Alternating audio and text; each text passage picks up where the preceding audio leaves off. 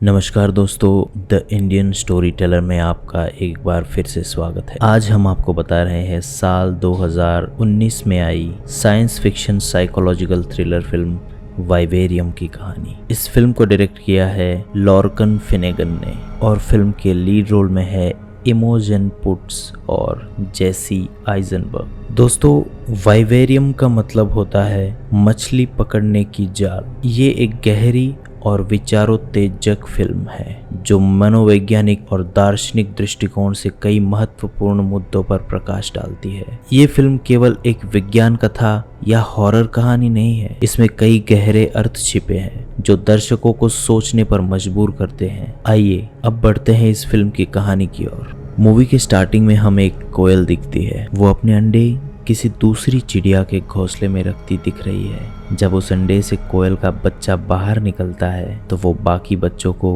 उन्हीं के घोंसले से बाहर फेंक देता है। लेकिन जिस चिड़िया का ये घोंसला है उसे इस बात का बिल्कुल भी अंदेशा नहीं है कि वो उसका बच्चा नहीं है, इसलिए वो हमेशा उसे खाना खिलाई जाती है और फिर समय के साथ उस कोयल का बच्चा बड़ा हो जाता है। फिर वो उसी चिड़िया को डोमिनेट करने लगता है जो अब तक उसे खिला रही थी, क्योंकि वो अब उससे शक्तिशाली हो चुका होता है। अब फिल्म की कहानी में ये दृश्य सबसे पहले क्यों दिखाया गया, इस दृश्य के बारे में हम इस मूवी के एक्सप्लेनेशन के एंड में बात करेंगे। आगे फिल्म में हमें एक स्कूल दिखता है जिसमें गेमा नाम की लड़की बच्चों को पढ़ा रही होती है। बाद में गेमा को एक बच्ची की माँ घर के बारे में पूछ रही होती है, जिससे हमें ये पता चलता है कि गेमा एक घर ढूंढ रही है जिसमें वो आराम से रह सके। तभी वहाँ एक बच्ची चिड़िया के एक बच्चे को जो नीचे जमीन पर गिरा हुआ था उसे देख रही थी। गेमा उसके पास जाती है और वो दोनों उस चिड़िया के बच्चे के बारे में बात कर ही रहे होते हैं। तभी बच्ची की माँ उसे बुला लेती है। तभी वहाँ हम देखते हैं कि गेमा का बॉयफ्रेंड टॉम आ चुका होता है। टॉम उस मरे हुए चिड़िया के बच्चे को जमीन में गड्ढा खोद के दफना देता है। फिर वो दोनों वहां से चले जाते हैं। वो दोनों एक घर ढूंढ रहे होते हैं ताकि उस घर में वो चैन से एक साथ रह सके। तभी वो एक रियल एस्टेट ब्रोकर के पास पहुंचते हैं जिसका नाम मार्टिन है और ये ब्रोकर इन्हें बहुत ही सस्ता घर दिलवा सकता है। ये कहता है कि इससे ज्यादा सस्ता घर उन्हें कहीं नहीं मिल सकता। इसी चीज के चक्कर में ये दोनों यहाँ पर आए हुए हैं। लेकिन मार्टिन की हरकतें इन्हें बहुत ही अजीब लगती है। उसकी बोलने की चाल, उसकी बॉडी लैंग्वेज, यहाँ तक कि उसके चेहरे के हाव भाव। लेकिन सस्ते घर के चक्कर में वो उसकी हरकतों को नजरअंदाज करते हैं। फिर मार्टिन उन्हें एक सोसाइटी में ले जाता है जिसका नाम है यॉन्डर और यहाँ पे हम बहुत ही अजीब चीज देखते हैं। इस सोसाइटी में सारे ही घर एक ही जैसे दिख रहे होते हैं और उसके साथ साथ सारे रास्ते भी एक जैसे होते हैं। मार्टिन उन दोनों को हाउस नंबर 9 में ले जाता है। फिर इन्हें पूरा घर दिखाने लगता है। ये दोनों पूरा घर देख रहे होते हैं। तभी मार्टिन चुपके से वहां से चला जाता है। जब इन दोनों को पता लगता है कि मार्टिन घर में नहीं है तो वो उसे ढूंढते हैं पर वो इन्हें कहीं नहीं दिखता है। फिर जब वो घर के बाहर आकर देखते हैं तो वहां मार्टिन की कार भी नहीं होती है। फिर इन दोनों को बहुत डर लगता है क्योंकि मार्टिन पहले से ही अजीब हरकतें कर रहा था। फिर ये दोनों अपनी गाड़ी में बैठकर वहां से निकलने लगते हैं, मगर थोड़ी ही दूर जाने के बाद इन्हें लगता है कि वो रास्ता भटक चुके हैं। फिर भी गेमा गाड़ी को उस घर के रास्तों के बाहर घुमाती रहती है जिससे उनकी गाड़ी बार बार उस हाउस नंबर 9 के बाहर आ पहुंचती थी। फिर टॉम गुस्से में गेमा से कहता है कि मुझे गाड़ी चलाने दो। फिर टॉम गाड़ी चलाने लगता है। उसके बाद टॉम पूरे दिन गाड़ी ड्राइव करता रहता है पर वो लोग बार बार उसी सोसाइटी में, उसी गली में, उसी हाउस नंबर 9 के पास आ पहुंचते हैं। वहां से बाहर नहीं निकल पाते हैं। फिर उन्हें पता चलता है कि उनकी गाड़ी का पेट्रोल खत्म हो चुका है, इसलिए वो लोग चाह के भी यहाँ से कहीं और नहीं जा सकते। तब तक ये दोनों थक भी गए होते हैं और रात काफी हो चुकी होती है। फिर इनके पास सिर्फ एक ही रास्ता होता है कि ये उसी हाउस नंबर 9 के अंदर जाए और वहीं पे जाके आराम करे। फिर ये दोनों घर के अंदर चले जाते हैं और खाने के लिए कुछ ढूंढने लगते हैं। तभी इन्हें शैंपेन की एक बोतल और उसके साथ कुछ स्ट्रॉबेरी मिलती है। जब ये लोग स्ट्रॉबेरी खाते हैं तब इन्हें पता चलता है कि ये चीज सिर्फ देखने में स्ट्रॉबेरी जैसी है लेकिन ये बिल्कुल बेस्वाद है। और फिर रात ऐसे ही गुजरती है। लेकिन सुबह जगते ही दोनों अपनी कोशिश फिर से शुरू कर देते हैं और टॉम घर की छत पर चढ़ता है और छत पे आने के बाद ये एकदम से शॉक हो जाता है, क्योंकि यहाँ सारे के सारे घर एक ही जैसे दिख रहे थे। उसके साथ साथ सारे रास्ते भी एक ही जैसे दिख रहे थे और दूर दूर तक यहाँ से बाहर निकलने का उसे कोई भी रास्ता नजर नहीं आ रहा था। फिर ये दोनों डिसाइड करते हैं कि अगर यहाँ से हमें निकलना है तो हमें एक ही चीज करनी पड़ेगी, सिर्फ और सिर्फ सीधा चलना पड़ेगा। अगर हम कहीं भी ना मुड़े तो एक वक्त के बाद हम यहाँ से बाहर निकल पाएंगे। और फिर दोनों यहाँ से निकल पड़ते हैं और एकदम सीधा चलने लगते हैं। इनके सामने कुछ भी आता है तो वो उसे क्रॉस कर जाते हैं, लेकिन अपने रास्ते से कहीं भी नहीं मुड़ते। और ऐसे ही दोनों चलते जाते हैं और वक्त बीतते जाता है और सुबह से रात भी हो जाती है। तब तक ये दोनों बहुत थक गए होते हैं और कहीं ठिकाना ढूंढ रहे होते हैं। तभी इन्हें पास के घर में एक रोशनी नजर आती है और जैसे ही ये दोनों उस घर में दाखिल होते हैं तब उन्हें पता चलता है कि ये वही घर है जिस घर में ये पिछली रात को रुके थे, यानी कि हाउस नंबर 9। और यहाँ पे उन्हें समझ में आ जाता है कि वे किसी बड़ी मुसीबत में फंस चुके होते हैं। तभी उनकी नजर दरवाजे के पास रखे एक पार्सल पर पड़ती है और जैसे ही टॉम उस पार्सल को खोलता है तो उसके अंदर से कुछ खाना और कुछ जरूरी चीजें मिलती हैं। लेकिन ये दोनों बहुत गुस्से में होते हैं, इसलिए टॉम उस पार्सल के कार्टन का इस्तेमाल करके पूरे घर में आग लगा देता है, क्योंकि उसके दिल में कहीं ना कहीं ये उम्मीद होती है कि इस जलते हुए घर को देखकर कोई ना कोई उनकी मदद के लिए यहाँ जरूर आएगा। लेकिन बहुत देर तक इंतजार करने के बाद भी ऐसा कुछ भी नहीं हुआ और ये दोनों थक हार के यहीं पर जलते घर के बाहर सड़क पर सो जाते हैं। लेकिन सुबह जैसे ही उनकी आंख खुलती है तो वो देखते हैं कि जो घर इन्होंने रात को जला दिया था वो हाउस नंबर 9 वैसे का वैसा ही वापस बन चुका था। ये देखकर दोनों बहुत ही ज्यादा शॉक हो जाते हैं और देखते हैं कि उस घर के सामने फिर से कोई पार्सल रखा हुआ होता है और पार्सल खोलते हैं तो उन्हें पार्सल के अंदर से एक छोटा बच्चा मिलता है। उस बच्चे के पास एक चिट्ठी भी होती है, उसमें लिखा है बच्चे का पालन पोषण करो और उसके बाद मुक्त हो जाओ। ये लोग अब बिल्कुल समझ चुके थे कि अब वो यहाँ से बाहर नहीं निकल सकते। एक आखिरी रास्ता वही था जो चिट्ठी में लिखा है, उसे फॉलो करे, बच्चे को बड़ा करे और फिर अपनी आजादी का इंतजार करे। फिर ये दोनों यहाँ पर रहना शुरू कर देते हैं और उनके साथ साथ इस बच्चे का पालन पोषण भी शुरू कर देते हैं। और ऐसे ही 98 दिन का वक्त गुजर जाता है। 98 दिन के बाद जब हम उस बच्चे को देखते हैं तो वो 5 या 6 साल का हो चुका होता है, लेकिन उस बच्चे की सही उम्र सिर्फ 98 दिन ही होती है। और ये चीज देखने में बहुत ही अजीब लगती है, लेकिन इस जगह की सारी चीजें ही अजीब थी। ये बच्चा सिर्फ दिखने में 5 या 6 साल का था, लेकिन उसकी आवाज किसी 25 साल के युवा की लगती थी और ये दिन भर अजीब अजीब हरकतें करता रहता था, जैसे कि दिन भर गेमा और टॉम को घूरते रहना, उनकी सारी हरकतों की नकल करते रहना और बार बार जोर जोर से चिल्लाना। इन्हीं सब चीजों से गेमा और टॉम की जिंदगी बद से बदतर होती चली जाती है। उसके साथ साथ इस बच्चे की सबसे अजीब हरकत है कि जब इसे भूख लगती है तो ये पागलों की तरह चीखने लगता था और तब तक चीखता था जब तक इसे खाना नहीं मिलता। इन सारी हरकतों से टॉम और गेमा शारीरिक और मानसिक दोनों तौर से बीमार होने लगते हैं, क्योंकि ये बच्चा उन्हें मानसिक तौर पर बीमार करता रहता था। और यहाँ का खाना जिसमें बिल्कुल भी स्वाद नहीं था, फिर भी ये जीने के लिए उसे खा रहे थे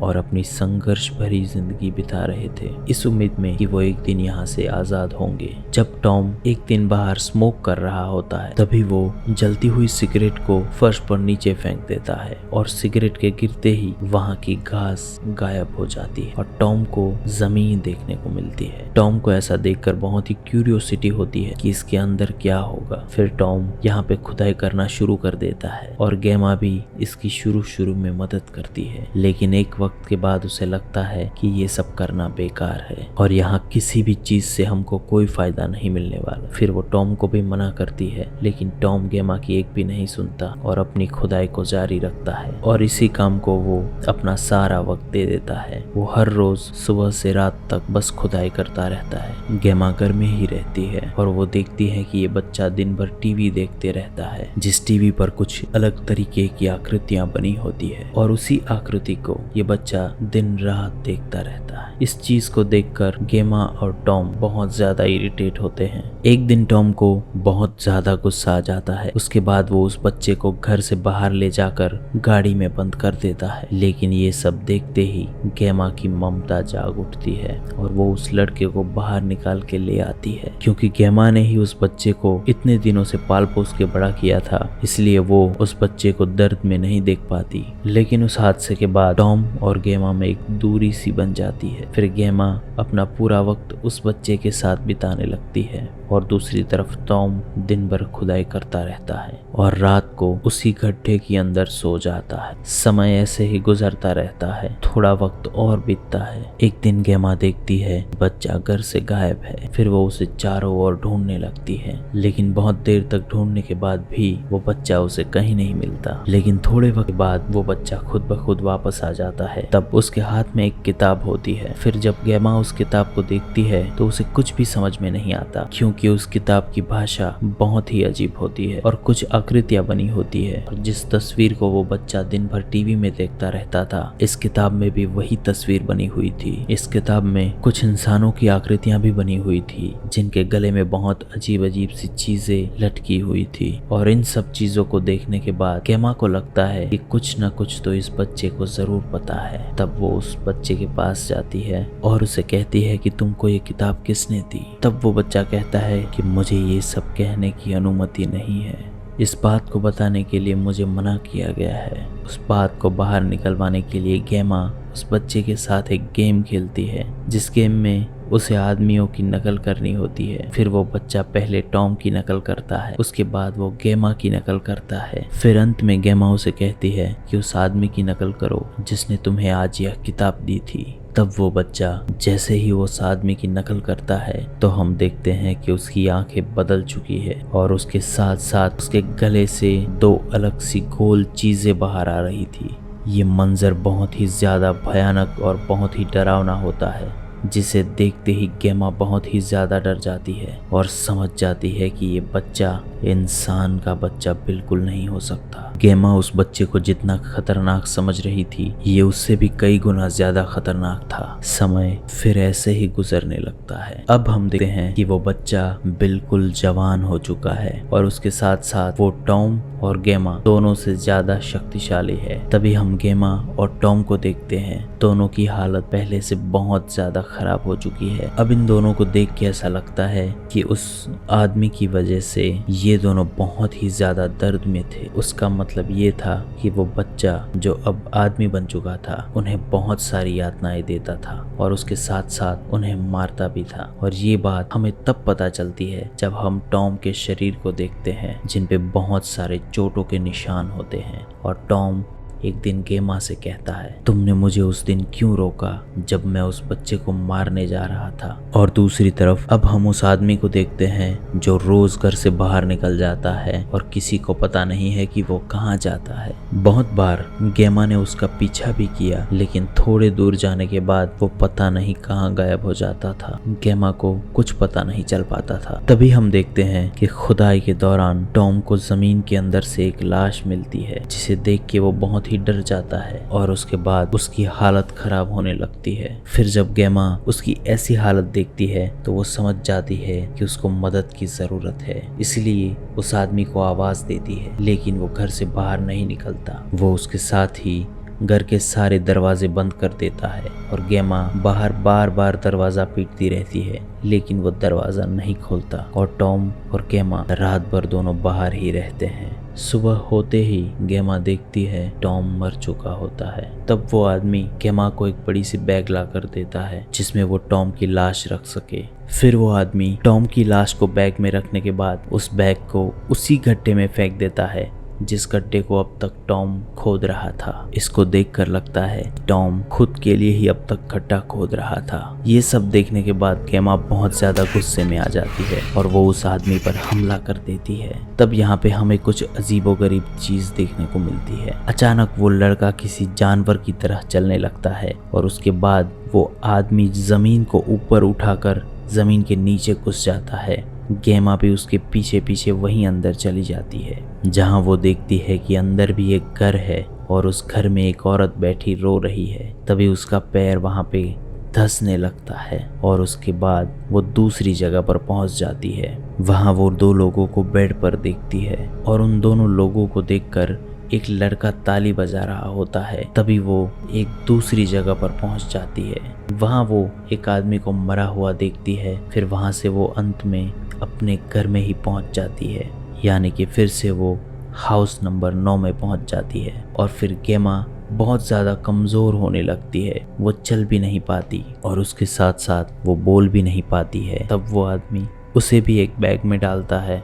उसके बाद उसी गड्ढे में उस बैग को फेंक देता है। उस वक्त गेमा जिंदा हालत में होती है, लेकिन इससे उस आदमी को कोई फर्क नहीं पड़ता। वो उस गड्ढे को मिट्टी से भर देता है और वहाँ पे फिर से तुरंत ही घास उगने लगती है। उसके बाद वो आदमी पूरे घर को पेंट कर देता है और गेमा और टॉम के सबूतों को मिटा देता है। पेंट करते करते वो गेमा को याद करता है और कहता है, आप एक माँ हो जो इस दुनिया के लिए अपने बेटे को तैयार कर रही थी। और फिर वो माँ मर जाती है और वो गेमा को शांति से सपनों की दुनिया में सो जाने को कहता है। फिर वो घर से बाहर निकलता है और उन्हीं की गाड़ी लेकर वो रियल एस्टेट ब्रोकर मार्टिन के ऑफिस में पहुंचता है। यहाँ हम सरप्राइजिंगली देखते हैं कि उस बच्चे को वो रास्ते पता थे जहाँ से वो यॉन्डर से बाहर निकल के मार्टिन के ऑफिस तक पहुँच पाया था। तभी हम देखते हैं कि इतने कम वक्त में भी मार्टिन बहुत ही ज़्यादा बूढ़ा हो चुका था। इसीलिए वो आदमी उसे भी एक बैग में डालता है और फिर एक ड्रॉवर में डाल देता है। मार्टिन से उसके बैच को लेके वो खुद ही मार्टिन बन जाता है और उसके थोड़े समय बाद वहाँ एक फिर से कपल आता है। ये फिल्म यहीं पर ख़त्म हो जाती है। तो दोस्तों आइए अब नज़र डालते हैं फिल्म के कुछ ऐसे पहलुओं पर जो कहानी में छुपे हुए थे। ये कहानी एक सस्पेंस थ्रिलर कहानी तो है ही, लेकिन इसके साथ साथ किसी व्यक्ति या समाज से जुड़े कुछ ऐसे पहलुओं को उजागर करती है जिससे हमें हर एक व्यक्ति का एक दार्शनिक दृष्टिकोण देखने को मिलता है। तो दोस्तों आइए समझते हैं कुछ ऐसे पहलू जो इस फिल्म में छिपे हुए थे। पहला, अस्तित्ववाद यानी एग्जिस्टेंशियलिज्म। फिल्म का एक प्रमुख दार्शनिक पहलू अस्तित्ववाद से जुड़ा है। गेमा और टॉम एक ऐसी दुनिया में फंस जाते हैं जहां उनकी आजादी छीन ली गई है और उनके जीवन का कोई स्पष्ट उद्देश्य नहीं है। ये स्थिति अस्तित्ववाद के उन ऐसे विचारों को प्रतिबंधित करती है जिसमें जीवन के अर्थ की खोज की जाती है कि हमारे जीवन का अर्थ क्या है, हम क्यों हैं। टॉम का लगातार गड्ढा खोदना और गेमा का बच्चे के साथ संबंध बनाने की कोशिश करना उनके अस्तित्व के अर्थ को खोजने के प्रतीक है। दूसरा,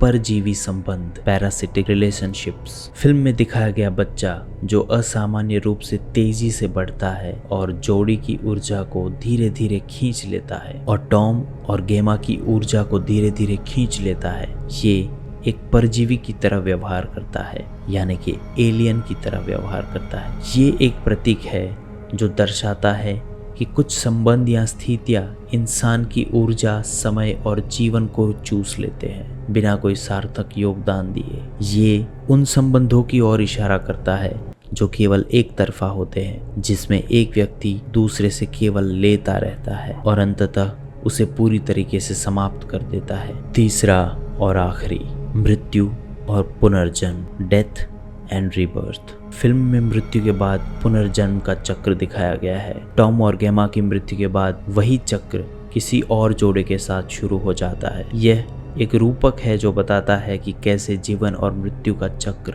अनावरत चलता रहता है और इंसान अपनी मृत्यु के बाद भी इसी चक्र का हिस्सा बना रहता है, जो समाज में जीवन की एक अनावरत धारा को दर्शाता है। दोस्तों, आपने देखा होगा कि हमें स्टार्टिंग में चिड़िया का घोंसला और कोयल का बच्चा क्यों दिखाया गया था। जैसे कोयल का बच्चा बड़ा होने के लिए किसी दूसरी चिड़िया पर निर्भर रहता है और बड़ा होकर उससे ताकतवर बन के उसे मार डालता है, वैसे ही उस बच्चे ने बड़े होने के लिए टॉम और गेमा से अपना भरण पोषण करवाया और जैसे ही वो बड़ा होकर उससे ताकतवर बन गया तो दोनों को मार दिया। ऐसे ही अंत में हम देखते हैं कि ये प्रक्रिया चालू रहती है। दोस्तों, आप हमें कमेंट सेक्शन में बताइए कि आपको इस फिल्म का एक्सप्लेनेशन और उससे जुड़ी जो साइकोलॉजिकल बातें हमने आपको बताई आपको कैसी लगी। अगर आप ऐसी ही किसी कॉम्प्लेक्स फिल्म की कहानी को एक्सप्लेन या डिटेल में सुनना चाहते हैं तो हमें कमेंट में ज़रूर बताएं। अपना एक्सपीरियंस हमारे साथ कमेंट में ज़रूर शेयर करें और द इंडियन स्टोरी टेलर को सब्सक्राइब ज़रूर करें। धन्यवाद।